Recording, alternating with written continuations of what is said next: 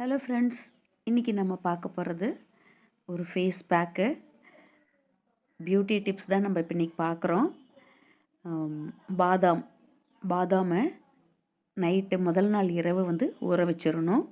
காலையில் தோலை உரிச்சிட்டு இழைக்கிற கல் இருக்கு இல்லைங்களா, அதில் பசும்பாலை கொஞ்சம் விட்டு நல்லா இழைச்சிக்கிட்டே இருந்தோன்னா நல்லா மை மாதிரி பட்டு மாதிரி வரும். பாருங்கள், வெண்ணெய் மாதிரி கிடச்சிரும் நமக்கு.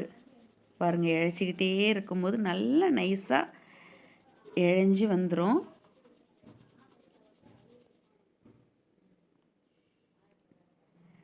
ஒரு நேச்சுரலான ஒரு பியூட்டி டிப்ஸ் இது நம்ம எங்கேயும் அலைய வேண்டாம் தேடி.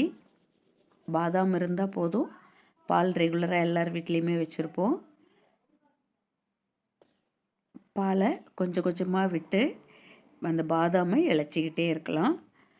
பாதாமுக்கு அந்த ஃபேஸை நல்ல க்ளோ, அப்படியே ஒரு ஷைனிங்காக கொடுக்கக்கூடிய தன்மை பாதாமுக்கு இருக்குது. அது இல்லாமல் நம்ம சருமத்தில் இருக்க துளைகள் இருக்குது இல்லைங்களா, அது பெருசாக இருந்துச்சுன்னா அதை சுருங்க செய்கிற தன்மை பாதாமுக்கு நிறைய இருக்குது. அதோட டெட் செல்ஸ்லாம் இருந்துச்சுன்னா அது எல்லாத்தையுமே நீக்கிடும். பாதாம் ஃபேஸ் பேக் போடுறதோட இதையும் போடலாம். ஒரு 4 பாதாம் சாப்பிட்றதும் உடம்புக்கு நல்லது. மூளைக்குடைய நல்ல வளர்ச்சி கிடைக்கும்.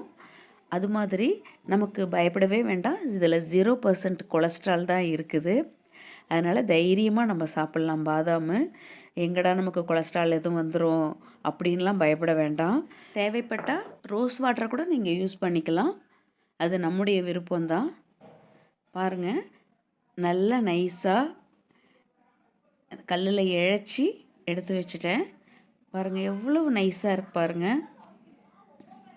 ஃபேஸ் நம்ம கழுத்தில் இருக்க கருப்பு, கையில் இருக்க கருப்பு, வெயில் படுற இடத்துலலாம் இது நல்லா நீங்கள் தடவி விடலாம். பாருங்கள், இதோட தேன் ஒரு 4 சொட்டு கலந்துக்கணும்.